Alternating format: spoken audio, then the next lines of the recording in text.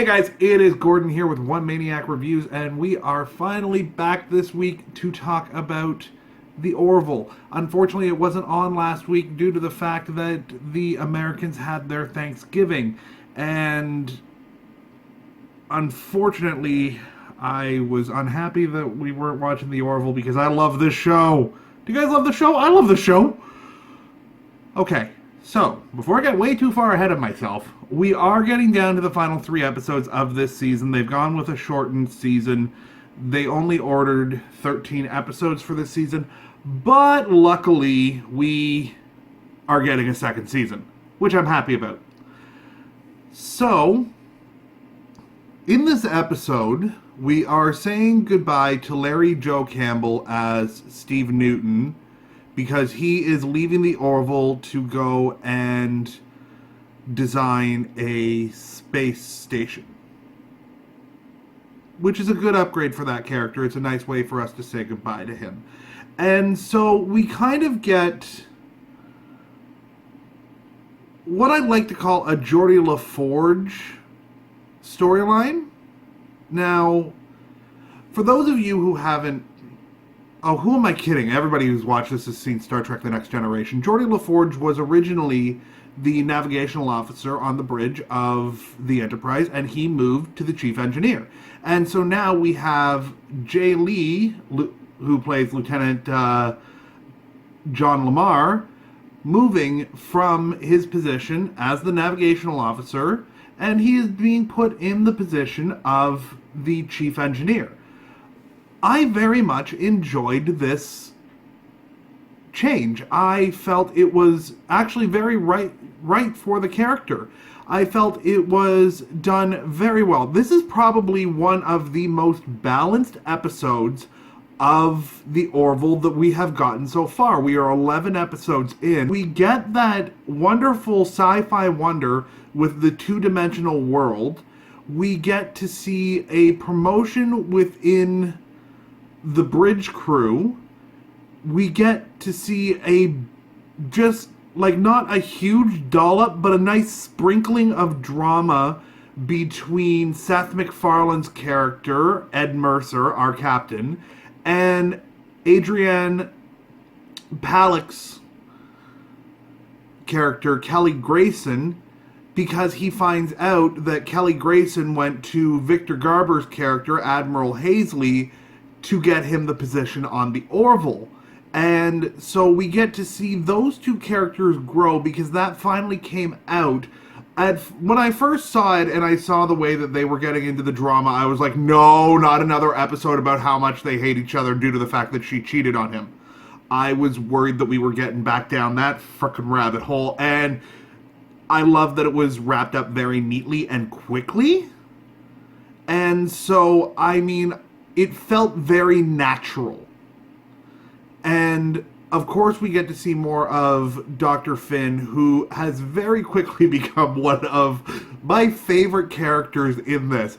Penny Johnston-Gerald, the last time I saw her was on Deep Space Nine, where she was playing Jake Sisko's mom. She was only in the first episode, and then she was in a few other ones where she was playing one of the prophets. And I love how funny she is in this show. I love the way that they're playing her character, and I love her portrayal of the character. The entire cast here is perfectly chosen for this show, and I just want more. I don't know about you guys, but I want more. And this show is the Star Trek that we have been... I keep saying that, but it is the Star Trek that we have been missing. And it gives that perfect utilization for the way that the crew is used and the way that the storylines come out. The writing staff for it is amazing. But this episode in particular, where they go into two-dimensional space and how they go about doing that and how all of the people interact together on the ship. It is perfect. And I loved that Gordon and the rest of the bridge crew talked about getting a pet cat for the bridge, and Isaac, whose people don't have pets, was questioning why you would want an animal on the bridge, how it would increase operations. And then by the end of it, from what was said, he started petting Gordon, asking him if they were bonding. I had to pause the episode to catch my breath so that I didn't miss anything after that. This episode was amazing. Anybody who was a fan of Star Trek, anybody who is a fan of comedy, should be checking out this show. If you even have an inkling towards sci-fi, watch these episodes. Go back to whatever on-demand service that you have. Watch all 11 of them.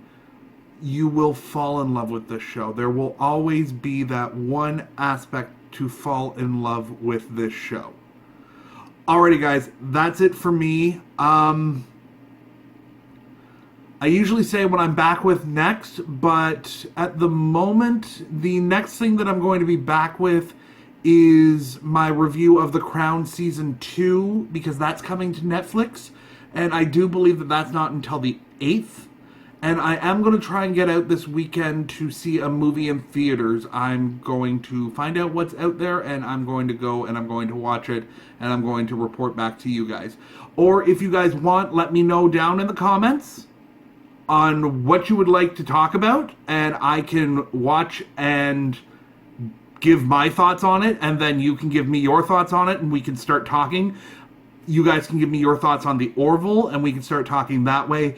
Please, leave a comment on any of your thoughts on the Orville. Leave a comment on anything that you want me to check out, just to get my opinion on it, and we can start up a conversation that way. If you guys are liking my videos, please go ahead and hit that like button. And if you guys are new around here, hit that subscribe button and keep coming back for more. I understand that we've only got 2 more episodes of the Orville, but we're going to find other things to talk about.